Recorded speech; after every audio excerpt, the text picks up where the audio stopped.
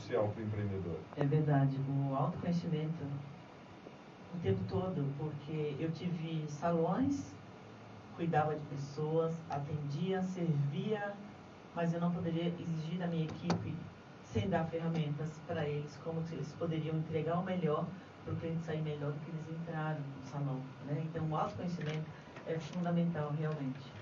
E as pessoas acham, Gê, que autoconhecimento muitas vezes ficou banalizado, né? Ficou piegas, né? Ah, o que é? Você vai fazer terapia? Verdade.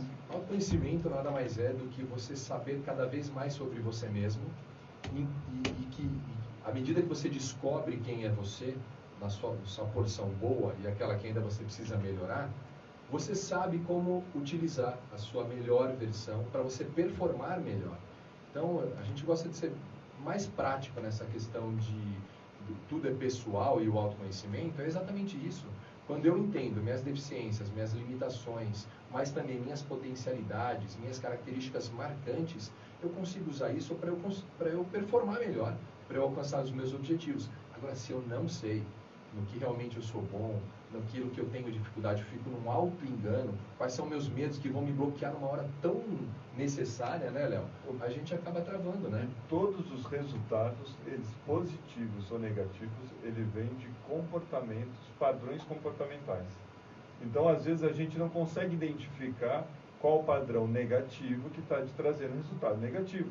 E qual o padrão positivo que te traz resultado positivo também. Verdade, porque às vezes assim, a pessoa tem um talento incrível para estar lá nas planilhas, nos bastidores, na gestão, e ela acha que ela pode atender o cliente, está no balcão, ela não tem nenhuma habilidade, nenhum jogo de cintura que a gente sabe que a gente tem que ter o tempo todo, né? Com a equipe, com o fornecedor, com o cliente principalmente, que ensina a gente a trabalhar, né? Então, quando a gente tem a noção e sabe dos nossos talentos, das nossas fraquezas, que a gente precisa melhorar, faz toda a diferença em qualquer negócio.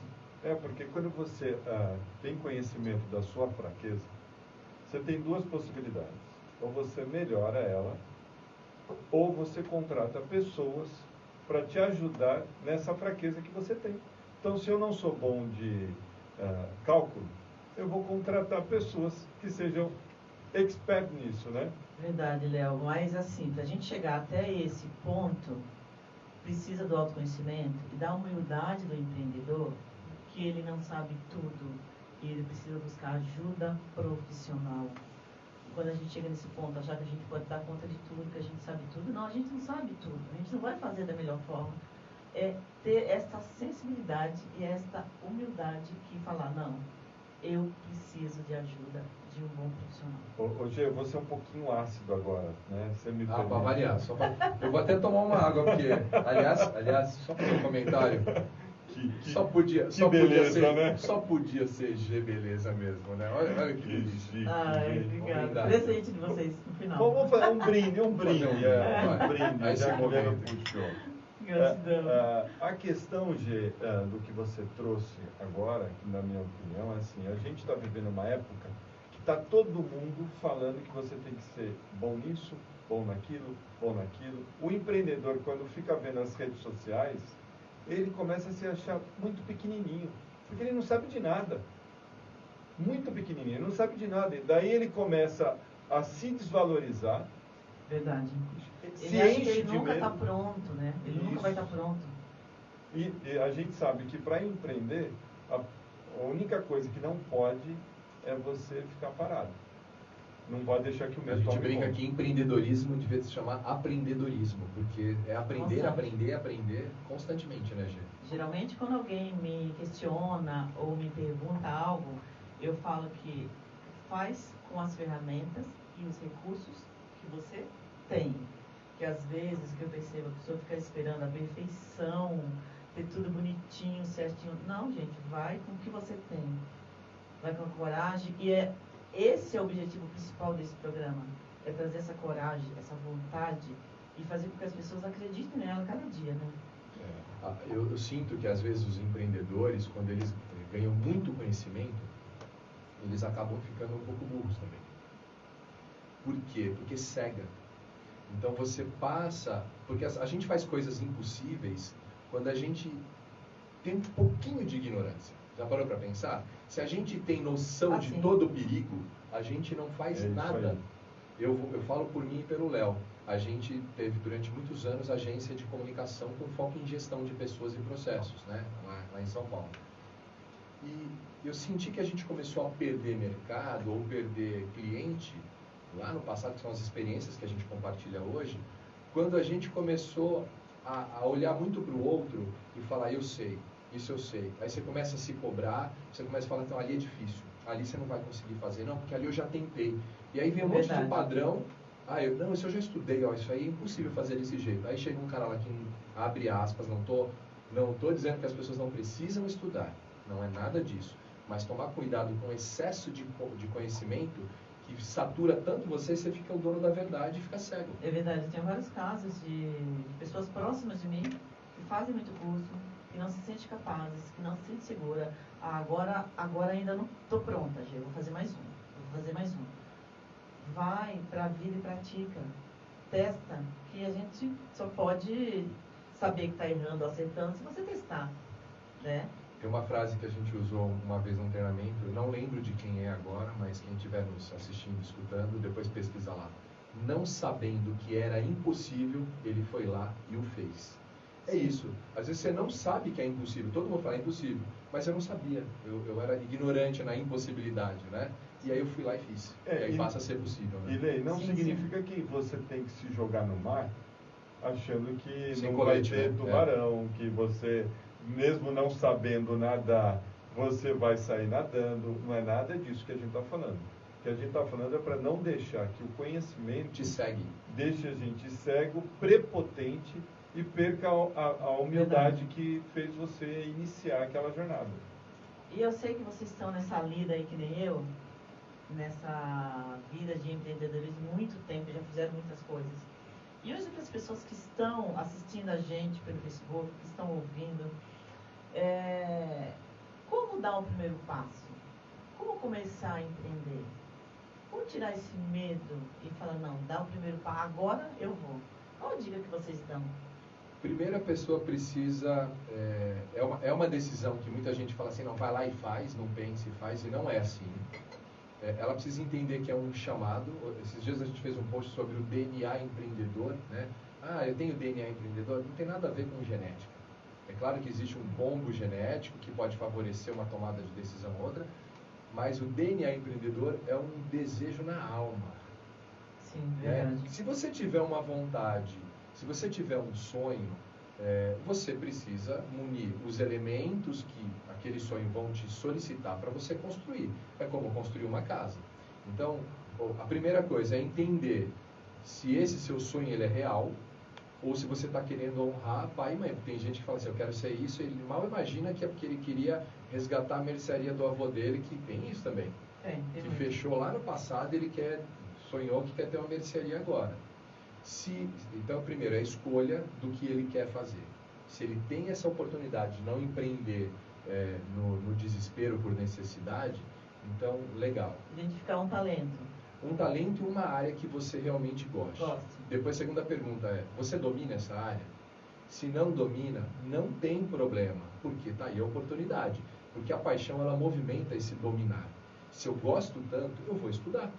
Verdade. Eu vou mergulhar, né? Então, se preparar e se capacitar. E na nossa opinião, que a gente vem falando muito, né, Léo? É a gente trazer pessoas, conversar muito com empreendedores. Ou se não puder contratar um profissional, vai para a internet, escuta, pega orientação. Esse network é necessário, porque a gente aprende muito. A gente faz um benchmark, a gente consegue ver a prática de outros negócios e você implementa no seu negócio. Né? Mas é querer ter aquela paixão de querer aprender, de ter humildade, de falar, não, eu vou aprender, e a gente o tempo todo está observando, né? Hoje, uma dica para o pessoal, quando está nesse momento de dúvida, quando ele for conversar com um empreendedor, e ele estiver escutando coisas boas ou coisas ruins que o empreendedor está trazendo para ele sempre tem que olhar para a história daquela pessoa. Porque a história daquela pessoa pertence a ela. Os erros e os acertos que ela cometeu pertencem aos atos comportamentais dela. Não significa que todo mundo que fez a mesma jornada andou pela mesma rua, foi assaltado no mesmo lugar. E isso, às vezes, a gente compra como verdade.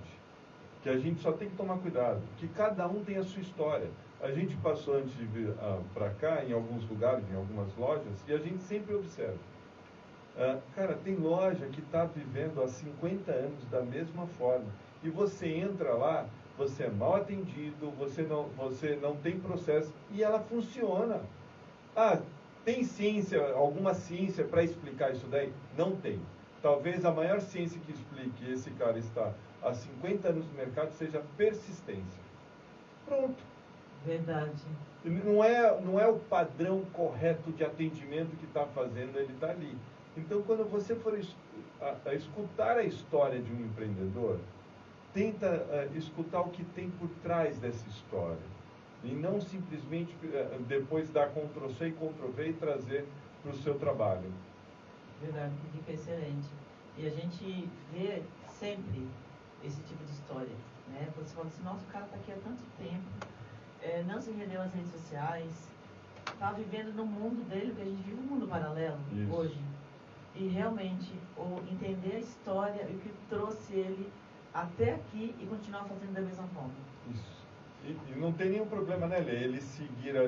Não, sucesso é sucesso. São escolhas, né? A gente chama isso que você falou hoje de ostracismo mercadológico. Às vezes a gente vive tanto um mercado que a gente fica numa bolha e fica cego. Verdade. Então, por exemplo, eu sou um exemplo, né, do seu segmento que foi com muito êxito, que você construiu, beleza. Então, tem tanta coisa que eu posso sair do mercado da beleza para implementar no mercado da beleza. Então, eu vou buscar em outros, não precisa ser, como o Léo disse, Ctrl+C e Ctrl+V, né? Copiar e colar. Não. Mas o que eu posso ver? Então, outro conselho que a gente traz para os empreendedores é saiam da bolha, saiam dessa ostra mercadológica, que senão você fica no looping. Não, mas é verdade, porque eu passei por isso no segmento da beleza. Passou? Muito. Porque eu queria tanto ser diferencial, fazer o diferencial, ser especialista, fazia curso, ia para a Europa 2, 3 vezes por ano, e a gente, naturalmente, cai nessa bolha. Mas ela é chique, né? Eu falo que a gente é amigo de gente importante, gente, ó, né, cara? O Léo tocou no tema de persistência. Em que momento o empreendedor sabe, ou ele tem alguns sinais que ele precisa estar atento? Qual é o momento de parar? É persistência ou teimosia? O que você fala disso? Muito bom, né? Muito bom. É bem polêmico, né? A persistência e a teimosia, né? Eu acredito que a persistência é você sabe que você está no caminho, só que dependendo do momento, está chovendo. E eu vou precisar de um guarda-chuva. Está chovendo e eu vou ter que parar o carro. Está chovendo, eu vou ter que desviar a rota para pegar um caminho, pode ser mais longo, mas é um caminho diferente. A teimosia é o cara achar que está chovendo e ele tem que continuar andando com o pneu liso. O pneu liso vai fazer ele derrapar lá na frente. Ele não ter essa percepção. Porque a teimosia ela vai te levar a alguns padrões repetitivos de falhas. Então, vamos pensar assim, o cara apaixonado, que toda vez que entra num relacionamento, ele se apaixona. É teimosia dele se apaixonar logo de cara. Ele não está conseguindo enxergar o que tem nas pessoas para ele se conectar de forma verdadeira e deixar a outra se conectar a ele. Se alguém que está nos ouvindo já tiver com essa dúvida, será que eu sou teimoso? Eu acho que vale também analisar o impacto da sua persistência / teimosia, se for teimosia. Isso. Qual o impacto? Está causando muito dano à sua família, às pessoas que você ama, aos seus clientes, aos seus funcionários? Porque às vezes tem que pausar a persistência, mesmo que interprete momentaneamente como uma teimosia, e fala, eu retomo isso de maneira mais funcional, mais equilibrada. Pergunte para as pessoas, porque às vezes as pessoas estão tentando falar coisas para a gente, para o empreendedor, e a gente está tão apaixonado, tão alucinado pelo negócio, a gente criou o que a gente chama disso na psicologia de idealização. Eu criei um modelo ideal e meu cérebro está fazendo de tudo para conquistar aquele modelo ideal. E às vezes você precisa desconstruir esse modelo ideal para você conseguir alcançar seus objetivos, entendeu? Verdade. Eu ouvi uma frase da Cris Arcangeli, que é uma baita empreendedora. Opa! Ela estava falando justamente nisso. Qual o momento de parar? Se é persistência ou teimosia? Gente, traz alguém que seja um cara especialista em finanças, em negócios, um gestor. Ele vai analisar o teu negócio de maneira fria e vai te apresentar os resultados. E é isso. E que você falou também, é até que ponto está impactando na tua qualidade de vida, na tua vida familiar, na tua vida pessoal, emocional. Semana passada eu fiquei assim, muito preocupada. 2 amigas me ligaram e estão assim, muito estressadas, com síndrome do pânico. São empresárias. São empresárias. Por quê?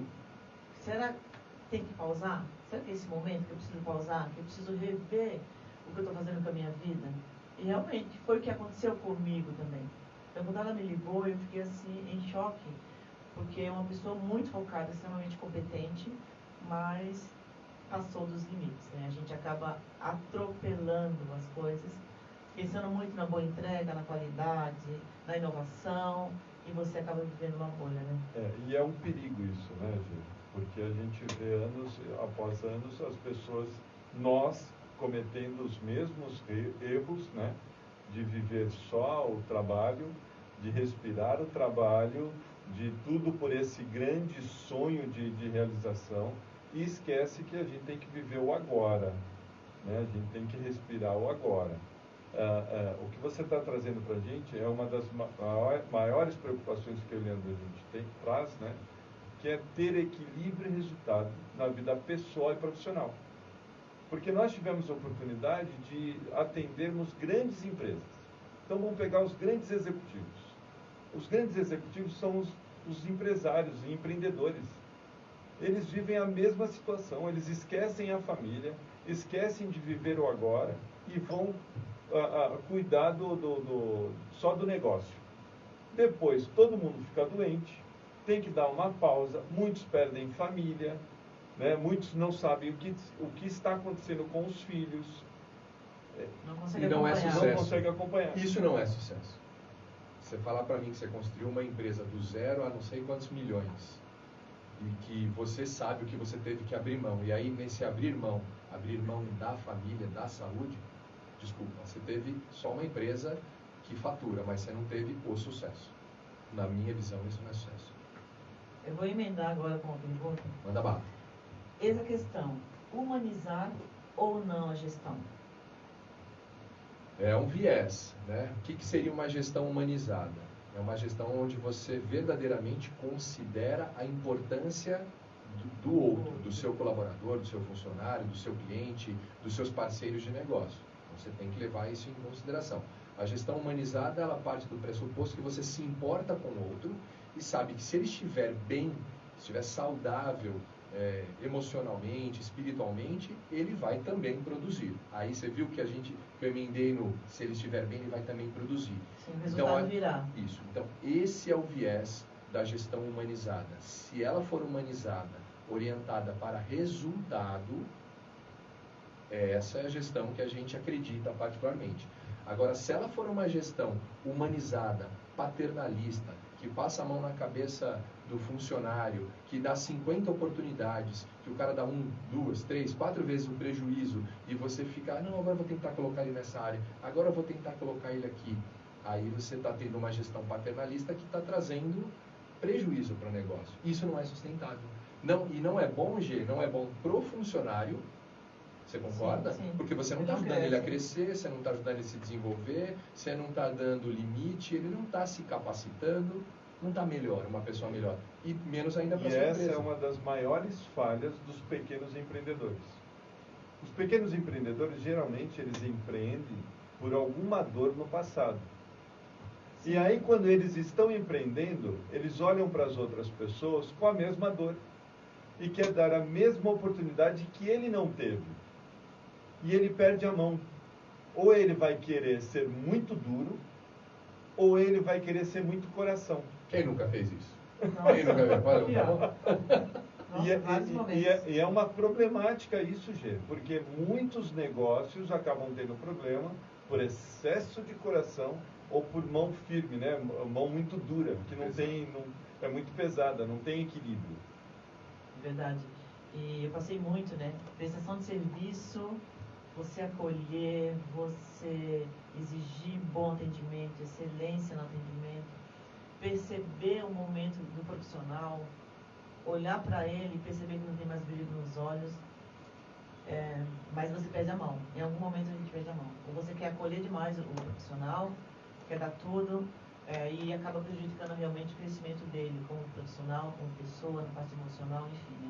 Né? Porque se você primeiro acostuma o seu funcionário, né, a você admitir todas as falhas dele sem que ele compreenda como ele falhou, você está ajudando ele a manter um comportamento padrão negativo para ele.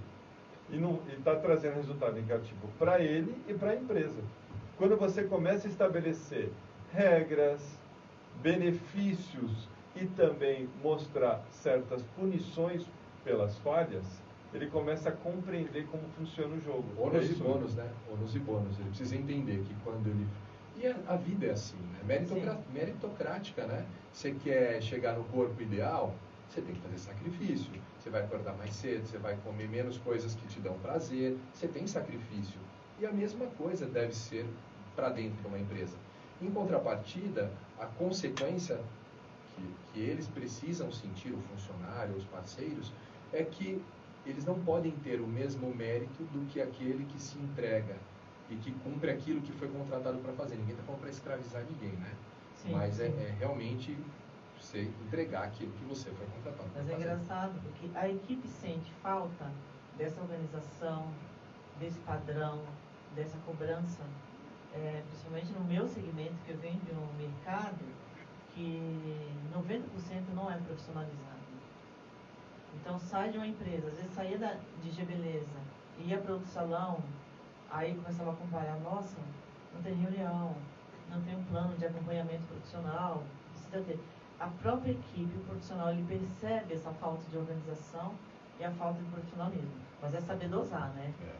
E quando a gente vai estabelecer isso, quem é pequeno empreendedor, ou quem está começando a empreender agora, tem que ficar muito esperto. Quando a gente começa a profissionalizar a estrutura, acontece um fenômeno na literatura, colocado até na literatura do empreendedorismo, que é o nós contra eles. A empresa racha no meio. Porque sempre vai ter aqueles que vão falar assim, mas sempre foi assim, por que agora tem que seguir esse processo? Mudança de cultura, coisa mais difícil de cultura. Fazer. Em contrapartida vai ter o nós, que somos nós, que acreditamos, e o contra. Então vai ter o contra, mas vai ter aquela galera que você precisa juntar, que é quem vai falar, é para melhor. Vai doer mais, está fazendo a gente seguir esse protocolo, a gente seguir esse padrão de excelência, mas é para o bem da empresa, é para o meu bem. Quando a gente fazia planos de comunicação para algumas multinacionais na área de melhoria contínua, se você melhorar, você vai mexer naquele comodismo. Tá tão fácil, vou fazer assim. Então a gente brincava, a gente fez uma campanha uma vez, posso fazer um merchan aqui? Claro, do Pão de Açúcar. E a gente colocou lá, o que eu tenho a ver com ISO? Era o nome da campanha deles. Porque a gente ia implantar ISO 9001 lá, e eles precisavam entender o que eles têm a ver com ISO. Você imagina um funcionário que trabalha num ambiente que tem alto atendimento, um padrão de qualidade lá em cima, quando ele for buscar uma recolocação no mercado, G, tá mais fácil para ele. Com certeza. Eu já trabalhei com a G-Beleza. Falar que trabalhou com a G-Beleza sabe que a régua é lá no alto. Sim, verdade. Mas é engraçado que eu percebo que quando os profissionais saíam de G-Beleza e iam buscar outra colocação, as pessoas falavam assim, você não precisa nem fazer teste. Já entra direto. Porque sabia o meu nível de exigência, né? Isso é muito legal. Eu fico muito feliz. E é legal porque é a sua cultura saindo de dentro da empresa e indo para outros lugares. Gente, a gente vai logo para o intervalo comercial. Olha, eu tô chique, hein? Daqui a pouco a gente volta. Não saia daí. G-Beleza com você, volta já. Quanto tempo? 3 minutinhos. 3? Quanto tempo passou de programa? Meia hora, Boa, meu. Eu posso voltar agora e falar dos 4 parceiros? Eu falo de dois, né? Fala de 2, dar uns 10 minutinhos e colocar mais 2. Tá bom? Quer que eu dê um sinalzinho pra você? Eu quero. Tá bom. Deixa eu te perguntar. E voltando, eu já falo de 2. Passei. Pode ser. A gente vai ficar mais 10 minutos, tem intervalo ou não? Oi? Vou ficar mais 10 não, vai direto. E quanto tempo antes eu preciso? Quero que você deixe certo. A Rádio Jornal tem um pacote que cabe no seu bolso.